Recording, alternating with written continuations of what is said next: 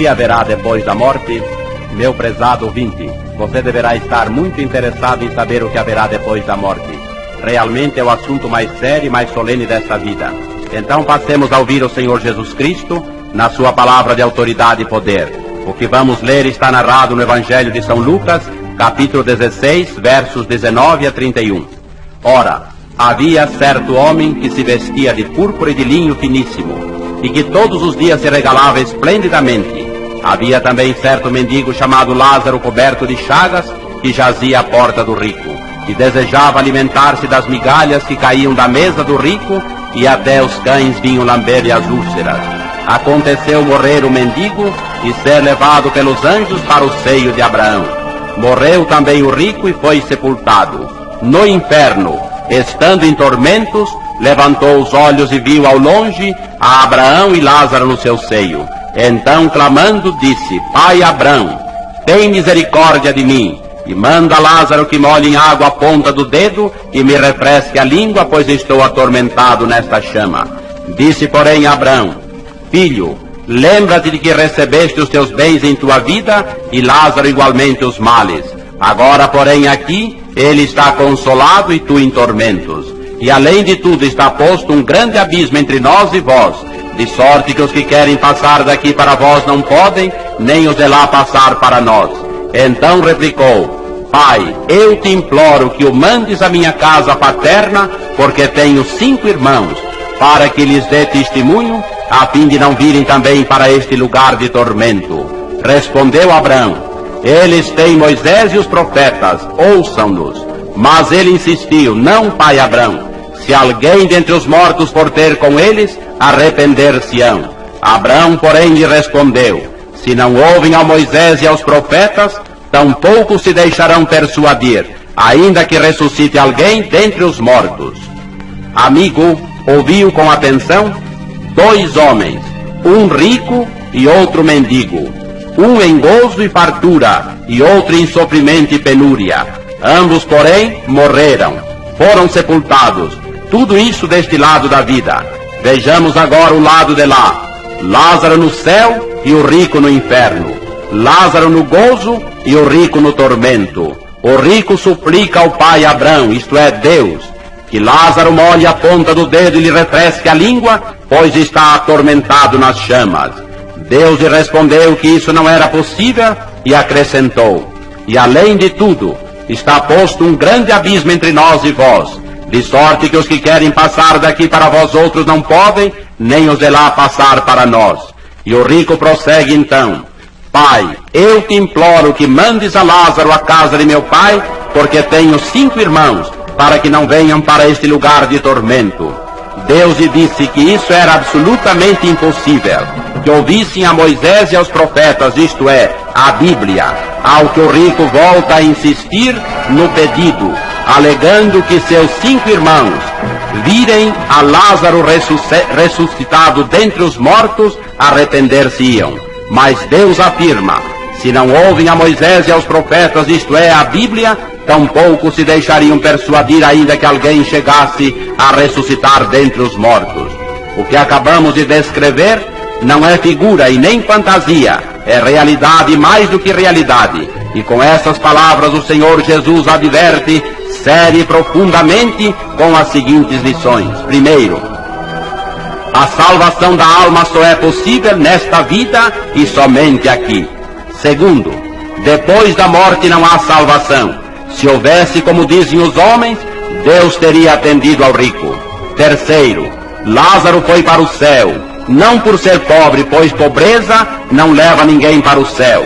Foi para o céu por ter Cristo no coração. O rico foi para o inferno não por ser rico, mas por não ter Cristo no coração. Quarto, 2 lugares somente há na eternidade, céu e inferno. Ambos são eternos, e num deles o amigo passará a eternidade. Se há 2 lugares apenas na eternidade, segue-se que não há purgatório nem reencarnação. Quinto, ao deixar este mundo, cada um irá para o céu ou para o inferno. Para o céu se tiver Cristo no coração, e para o inferno se não tiver Cristo no coração. Sexto, do céu ninguém volta à terra, e nem do inferno, Também do céu ninguém passará para o inferno, e nem do inferno para o céu. 7º, o céu e inferno são eternos. 8º, Jesus disse ao rico que a Bíblia indica o caminho para o céu. Então, amigo, pensa bem na sua condição diante de Deus. Não brinque. Saiba que depois da morte não há salvação. E se morreres agora, que será de tua alma? Depois da morte só haverá céu e inferno, e em qual deles passarás a eternidade? Para o Pai Celestial só há um caminho, que é Jesus, como ele mesmo disse em João 14:6. Eu sou o caminho, a verdade e a vida, ninguém vem ao Pai senão por mim. E se é Jesus que nos leva ao céu, segue-se que não é batismo, nem igreja, nem boas obras, nem purgatório, nem reencarnação. É só Jesus, somente Jesus. Você está em Jesus? Jesus nos dá uma salvação perfeita, eterna, presente e de graça. O seu sangue derramado no Calvário nos purifica de todo pecado. Lava o nosso negro coração, reconcilia-nos com Deus, liberta-nos da condenação do pecado, perdoa-nos completamente e nos dá a vida eterna. Por isso Jesus convida a todos, antes que seja tarde demais: vinde a mim todos que estáis cansados e oprimidos, e eu vos aliviarei. E ainda mais, aquele que vem a mim, de modo nenhum o lançarei fora. Não quer você receber Jesus agora e com ele passar a eternidade no céu?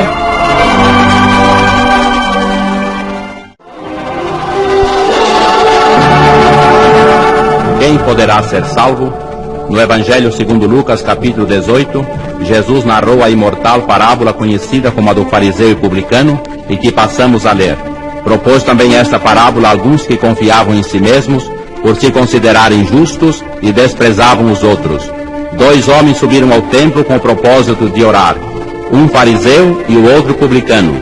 O fariseu, posto em pé, orava de si para si mesmo desta forma: ó Deus, graças te dou porque não sou como os demais homens, roubadores, injustos e adúlteros, nem ainda como este publicano. Jejuo 2 vezes por semana e dou o dízimo de tudo quanto ganho. O publicano, estando em pé, longe nem ousava levantar os olhos ao céu, mas batia no peito, dizendo: ó Deus, sê propício a mim, pecador. Digo-vos que o publicano desceu justificado para a sua casa, e não aquele fariseu.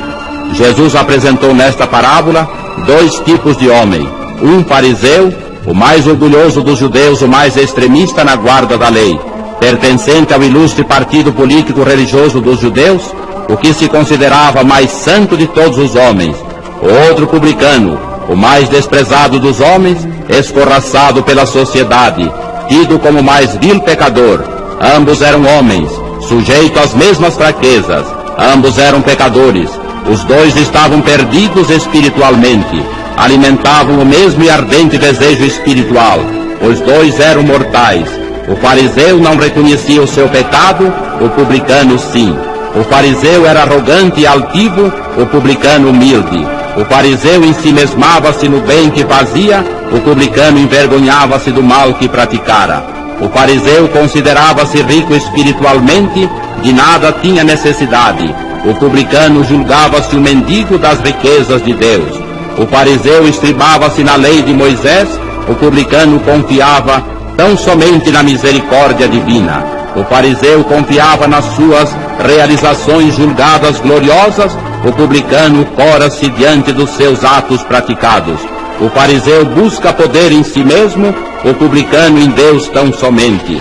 O fariseu confia a salvação da sua alma nos méritos humanos, o fariseu em Deus.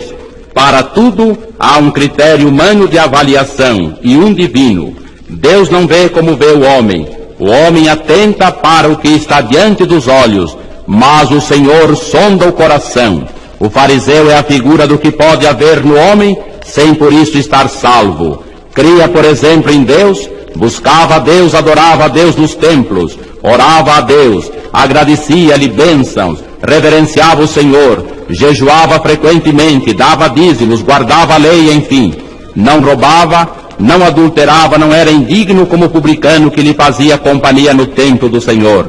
Apesar de tudo isso, estava perdido e assim continuou. O publicano, porém, é o tipo de que pode faltar ao homem e, no entanto, estar salvo. Era, por exemplo, um publicano, um ladrão, portanto pecador. Era injusto, desprezível, adúltero, maldito. Apesar disso, porém, foi salvo, conforme as palavras do Divino Mestre. E por quê? Questão apenas de atitude. O fariseu, com sua atitude, fechou seu coração aos impulsos da graça divina. Com meia dúzia de obras, sufocou sua consciência para não sentir os seus pecados. O publicano, entretanto, alcançou a salvação divina por fazer 3 coisas que qualquer pecador em nossos dias poderá fazer. Primeira, reconheceu-se profundamente pecador e, sob o peso imenso de seus crimes, subiu ao templo para orar a Deus. Segunda, tomou lugar de pecador diante de Deus, assumindo a responsabilidade de seus crimes e a hediondez de seus pecados, a tal ponto que o fariseu o desprezou. E finalmente a terceira, clamou pela misericórdia de Deus, não tinha obras nem bondade para apelar, sentindo-se esmagado pelos seus pecados, sentindo-se perdido e desesperado, clamou do mais íntimo do seu coração: ó Deus, sê propício a mim, pecador.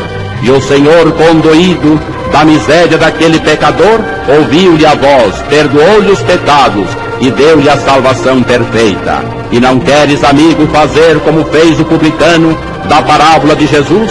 Pois o próprio Jesus disse: não vim chamar os justos, mas salvar os pecadores. Jesus veio salvá-lo. Pode salvar agora, aí aonde você está e como está.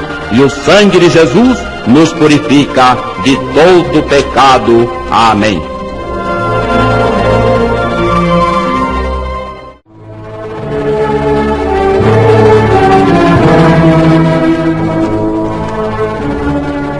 Duas construções. Na conclusão do Sermão do Monte, Mateus 7, 24 a 27, o Senhor Jesus disse: todo aquele, pois, que ouve estas minhas palavras e as pratica, será comparado a um homem prudente que edificou sua casa sobre a rocha. E caiu a chuva, transbordaram os rios, sopraram os ventos, e deram com ímpeto contra aquela casa, que não caiu, porque fora edificada sobre a rocha. E todo aquele que ouve estas minhas palavras e não as pratica, será comparado a um homem insensato, que edificou sua casa sobre areia. E caiu a chuva e transbordaram os rios, sopraram os ventos e deram com ímpeto sobre aquela casa, e ela desabou, sendo grande a sua ruína. No Sermão do Monte, o Senhor Jesus discorreu sobre as qualidades do súdito do reino de Deus. Tratou de assuntos transcendentais, como vingança, adultério, esmola, jejum, perdão, oração, e ao concluir diz: quem ouve estas minhas palavras, e passa a mostrar a diferença, pratica e não pratica. Quem ouve e pratica é prudente. Quem ouve e não pratica é insensato. O Senhor Jesus mostra aqui 2 casas, apenas 2 casas.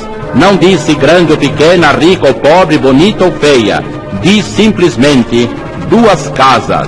Logo a seguir o Mestre mostra a coisa mais importante dessas casas, os 2 fundamentos. Uma foi edificada sobre a rocha, portanto era firme, e resistiu à chuva destruidora, o transbordar furioso dos rios e o soprar terrível dos ventos. Não caiu porque seus alicerces estavam sobre a rocha. A outra foi edificada sobre areia.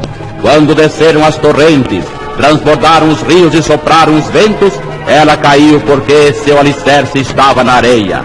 Cada uma dessas casas é uma vida. Pode ser, amigo, a tua vida. O que és no teu íntimo, o que sentes e o que pensas e o que fazes. São os teus atos, os teus feitos, as tuas realizações. E como estás vivendo? Na retidão e pureza ou no pecado e corrupção? Como estás edificando a casa da tua vida? Não te iludas com aparências, pois Deus sonda o nosso íntimo e conhece o nosso coração. O que vai distinguir cada uma dessas casas não é a sua parte externa, mas onde está edificada. Uma estava com seus alicerces na rocha e a outra na areia. Rocha aqui é a prática da palavra de Cristo, portanto o próprio Cristo. Houve um homem chamado Saulo de Tarso. Antes de sua conversão a Jesus, era um sábio, um erudito, um homem grande e importante, profundamente religioso, mas o edifício de sua vida estava sobre bases fictícias.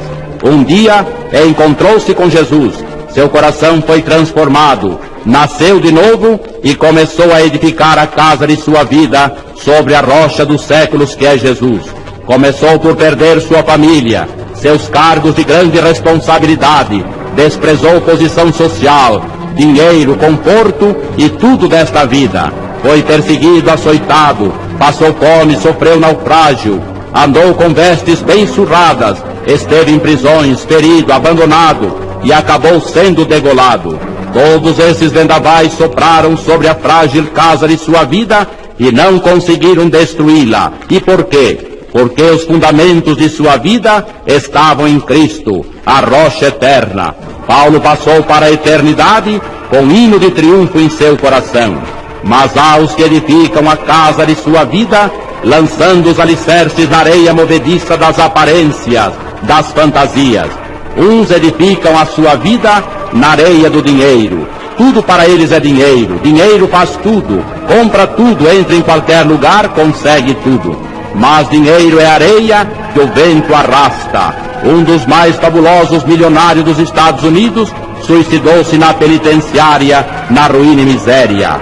Outros edificam suas vidas no poder. E qual foi o fim de Napoleão Bonaparte, de Hitler, e de Mussolini, de Stalin? Outros edificam suas vidas na beleza.